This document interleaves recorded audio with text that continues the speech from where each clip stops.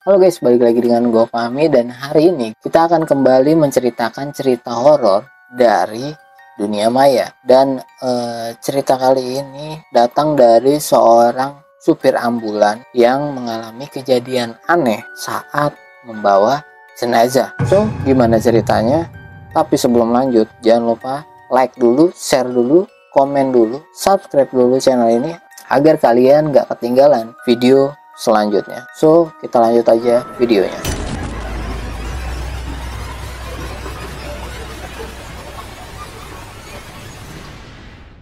Cerita kali ini dari seorang supir ambulan yang bernama Harry. Nah, kebetulan si Harry ini punya channel YouTube yang bernama Harry Reborn. Nah, di channel itu dia tuh ngerekam semua fenomena kejadian saat dia membawa jenazah.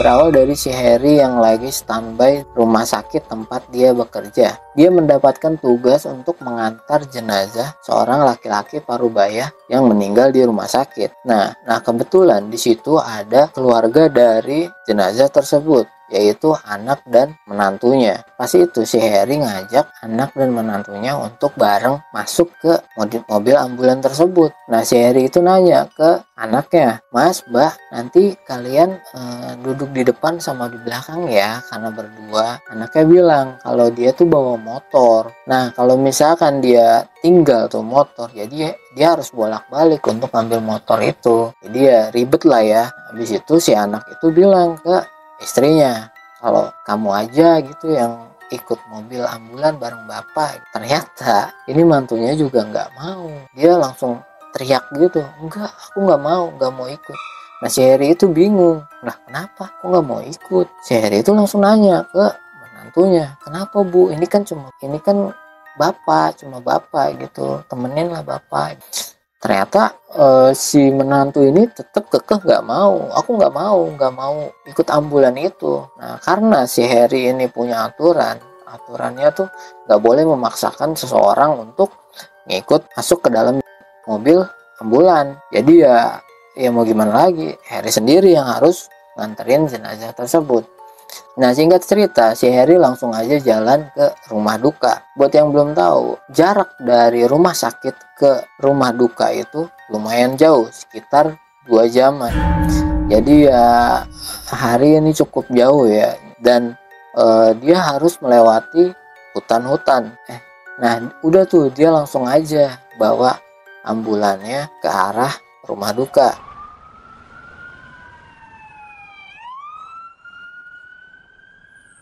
Nah awalnya dia nggak ngalamin kejadian-kejadian aneh, nggak ada tuh masalah atau kendala yang ada. Pas banget Pak Eri baru keluar dari pemukiman, dia langsung diberhentiin lampu merah. Nah gak main-main, lampu merahnya empat-empatnya nyala merah. Nah bingung kan, jadi kayak ada yang sengaja menghambat gitu guys. Tapi Pak Heri ya cuma bisa ngelus dada aja, ya mau gimana lagi, dia harus nungguin. Nah setelah dia lewatin lampu merah tadi, dia ngelewatin rel kereta. Nah biasanya rel kereta itu kebuka terus, jarang banget ketutup. Nah kali ini tiba-tiba ketutup sih, itu rel kereta ketutup, padahal keretanya nggak ada yang lewat, nggak ada kereta lewat, suara sirine kok kereta juga nggak ada. Jadi kayak bener-bener dihambat gitu guys. Tapi mau gimana lagi, Pak Eri tetap nungguin sampai kebuka itu pintu rel kereta. Nah tanpa disadarin, dari kedua kejadian itu dia sampai 1 jam dari perjalanan tersebut. Jadi kayak di lampu merah sama di rel itu udah makan waktu 1 jam. Jadi kayak telat gitu ya kan. Nah setelah dia melewati kejadian tersebut, dia langsung tancap gas ke arah hutan. Nah di perjalanan di hutan yang sepi, mulai deh mengalami kejadian aneh berikutnya.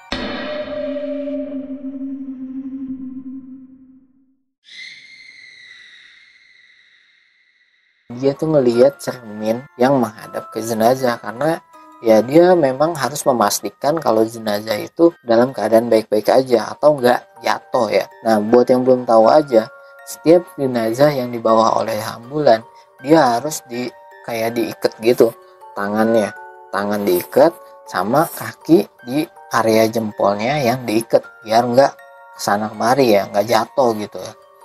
Nah dia memastikan itu biar keadaan jenazahnya tuh baik-baik aja gitu. Setelah dia jalan, kan dia melewati area hutan tuh. Ternyata area hutan itu jalannya nggak bagus, agak hancur gitu lah.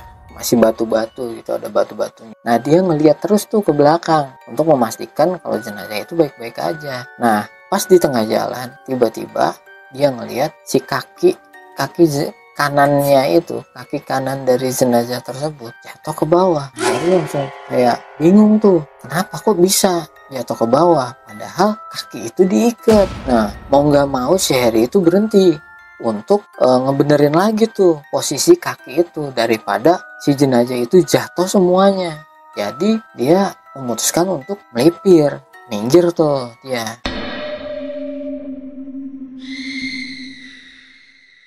Dia langsung benerin tuh ikatannya. Belum juga selesai nyikat, tiba-tiba ikatan tangannya itu copot. Akhirnya langsung kaget, setengah mati, langsung kayak ini kok jenazah kayak hidup lagi. Nah udah dah tuh, udah dia ikat, tiba-tiba ada lagi yang bikin dia kaget. Mata jenazah tiba-tiba kebuka lagi, udah di plester. Nah buat teman-teman yang belum tahu juga, jenazah itu pasti di plester. Ini tiba-tiba plesternya kebuka. Wah langsung Pak Harry kaget sih, tapi wah gimana lagi, padahal udah serem banget itu situasinya, serem, sunyi banget, sepi, menghadapi jenazah yang kelihatannya bakalan hidup lagi. Tapi Pak Harry tetap aja memberanikan diri untuk menutup mata jenazah tersebut. Nah setelah itu dia langsung keluar dari pintu belakang mobil, dia langsung masuk ke tempat duduk supir. Nah belum juga selesai tuh deg-degannya, belum juga selesai tuh paniknya, dia dapat telepon dari kantornya. Orang kantor bilang kalau ada yang ketinggalan. Pak, itu ada barang dari jenazahnya yang ketinggalan. Nah Pak Heri langsung kaget, kok bisa ketinggalan? Barang apa itu? Terus dibilang barangnya kantong kresek Pak, isinya ada keris, ada daun kelor, ada paku. Nah langsung banget disitu Pak Heri langsung keingetan daun kelor itu biasanya itu kalau kita tahu budaya-budaya yang di Jawa gitu, kayak mitos-mitos di Jawa itu, daun kelor itu sering banget dikaitin dengan ilmu-ilmu hitam atau kayak ilmu-ilmu kebal gitu lagi. Nah Pak Heri juga langsung berpikir kayak gitu, oh, sepertinya semua kejadian-kejadian ini karena mungkin si jenazah tersebut mengikuti ilmu hitam.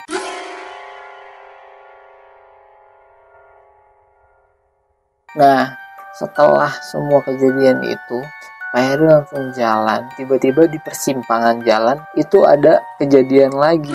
Tiba-tiba lampu depan mobil ambulan tersebut mati. Nah ya gimana ya, udah jalanan gelap tiba-tiba lampu mati. Ya dia bingung dong, dia langsung melipir.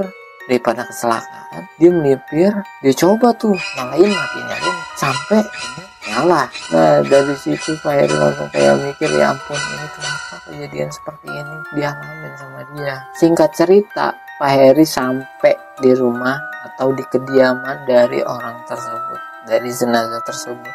Bener, warga di situ udah pada nungguin, udah pada panik, kenapa kok bisa nih jenazah bisa belum nyampe gitu, sampai telatnya 2 jam dari waktu yang diperkirakan. Nah kayak gitu guys cerita dari Pak Heri, dari supir jenazah yang banyak banget mengalami kejadian horor. Nah buat teman-teman yang suka cerita-cerita kayak gini, teman-teman bisa subscribe channel ini agar gak ketinggalan video-video selanjutnya. Oke, gue pamit dulu, see you next time, bye bye.